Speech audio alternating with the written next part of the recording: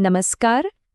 ચાલો આજે વાત કરીએ ભારતની એક ખૂબ જ મોટી ડિજિટલ શિક્ષણ પહેલ વિશે, એટલે કે દીક્ષા પ્લેટફોર્મ. આ શું છે અને કેવી રીતે કામ કરે છે એ બધું જ આપણે વિગતે સમજીશું. તો સૌથી પહેલા આ દીક્ષા છે શું? જો એનું પૂરું નામ છે digital infrastructure four knowledge sharing અને ભારત સરકારના શિક્ષણ મંત્રાલયે બનાવ્યું છે. અને કોના માટે?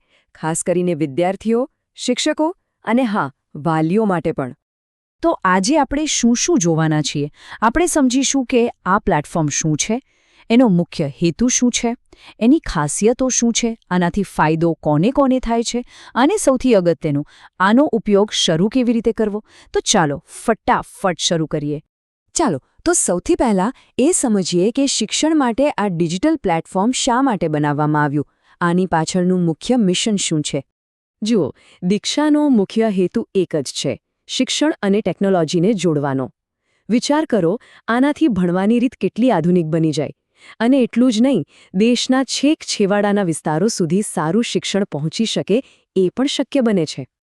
પણ સવાલ એ છે કે આ થાય કેવી રીતે? તો આ પ્લેટફોર્મનો મુખ્ય ઉદ્દેશ્ય છે કે દેશના દરેક વિદ્યાર્થીને એકદમ ઉચ્ચ ગુણવત્તાવાળી ઈ-સામગ્રી એટલે કે ડિજિટલ કન્ટેન્ટ અને ભણવાનું સાહિત્ય મળી રહે, જેથી કોઈ પાછળ ન રહી જાય. ચાલો હવે એને કેટલીક એવી ખાસિયતો પર નજર કરીએ જે આ એપને ખરેખર ખૂબ જ પાવરફુલ બનાવે છે. સૌથી પહેલું અને મજેદાર ફીચર છે QR કોડ સ્કેનિંગ. મતલબ, પુસ્તકમાં આપેલો કોડ સ્કેન કરો અને તરત જ એ પાઠને લગતા વિડિયો અને ક્વિઝ ફોનમાં આવી જાય. બીજું, આ એપ ગુજરાતી, હિન્દી, અંગ્રેજી જેવી ઘણી બધી ભાષાઓમાં છે, એટલે ભાષાની કોઈ ચિંતા નહીં. અને માની લો કે ઇન્ટરનેટ નથી તો પણ ચિંતા નહીં, કન્ટેન્ટ ડાઉનલોડ કરીને ઓફલાઈન પણ જોઈ શકાય છે. અને હા, આમાં NCERT, CBSE અને આપણા ગુજરાત બોર્ડ એટલે કે GCERT બધાનો અભ્યાસક્રમ મળી જાય છે. ઓકે, આટલી બધી સુવિધાઓ તો છે, પણ આનો ફાયદો ખરેખર કોને કોને થાય છે?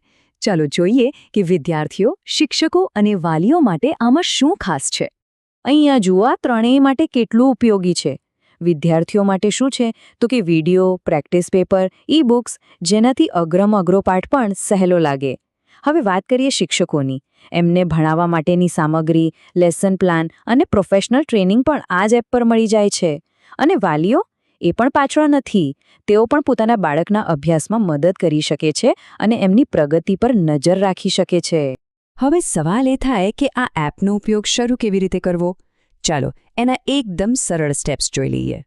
જો શરૂઆત કરવી એકદમ સહેલી છે, બસ 5 જ સ્ટેપ છે. સૌથી પહેલા પ્લે સ્ટોર પર જઈને DIKSHA દીક્ષા એપ ડાઉનલોડ કરી લો. પછી એપ ખોલીને પોતાની ભાષા પસંદ કરો. ત્રીજું સ્ટેપ, પોતાની ભૂમિકા પસંદ કરવાની કે તમે વિદ્યાર્થી છો, શિક્ષક છો કે વાલી. ચોથા સ્ટેપમાં બોર્ડ, જેમ કે આપણું ગુજરાત બોર્ડ, પછી માધ્યમ અને ધોરણ પસંદ કરવાનું. અને બસ થઈ ગયું. હવે વિષય પ્રમાણે બધું જ કન્ટેન્ટ સામે હાજર. અહીં એક ખાસ વાત કહેવા જેવી છે, ખાસ કરીને ગુજરાતના શિક્ષકો માટે. નિષ્ઠા નામની જે ટ્રેનિંગ થાય છે એ પણ આ જ એપ પર થાય છે, જે એમના પ્રોફેશનલ ગ્રોથ માટે ખૂબ જ જરૂરી છે. આના પરથી ખબર પડે કે દીક્ષા ખાલી વિદ્યાર્થીઓ માટે જ નહીં, પણ શિક્ષકોને પણ આગળ વધારવા માટે કેટલું કામ કરી રહ્યું છે. તો આપણે જોયું કે દીક્ષા શિક્ષણમાં કેવું મોટું પરિવર્તન લાવી રહ્યું છે. પણ આ બધું આપણને એક મોટા સવાલ પાસે લાવીને ઊભું રાખે છે કે આવી ટેકનોલોજી શિક્ષણના ભવિષ્યને કેવી રીતે બદલી શકે છે. આવનારા સમયમાં ભણવાની અને ભણાવવાની રીતો કેવી હશે? આના પર વિચારવા જેવું ખરું? નહીં